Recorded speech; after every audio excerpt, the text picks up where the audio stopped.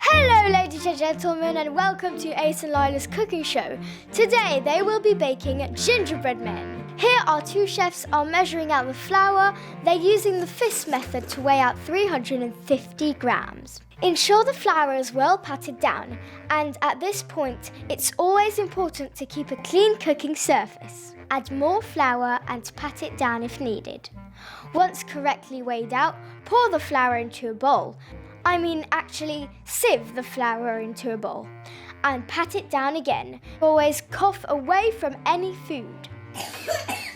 Add 1 teaspoon of ginger into the bowl, followed by 1 teaspoon of baking powder.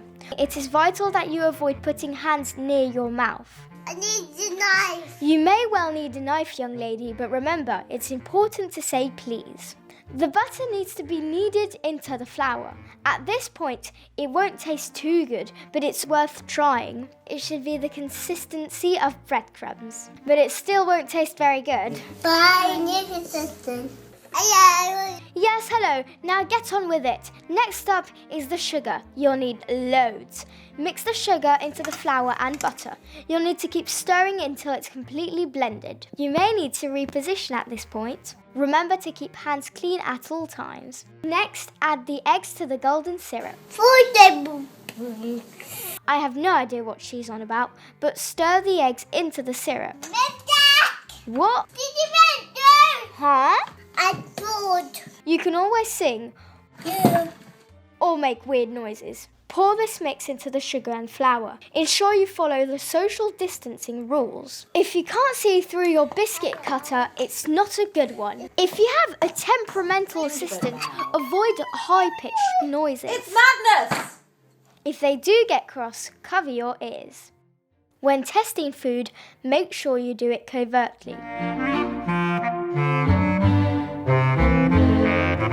Flour. Is what you'll need to pour on the table to stop your dough from sticking.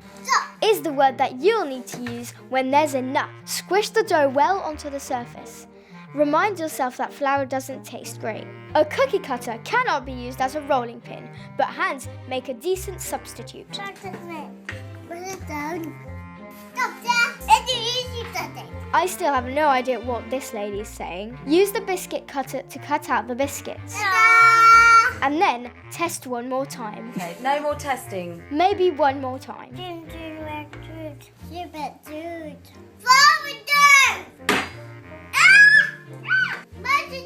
Could somebody get me a translator, please? With more dough on the table, scream and squish.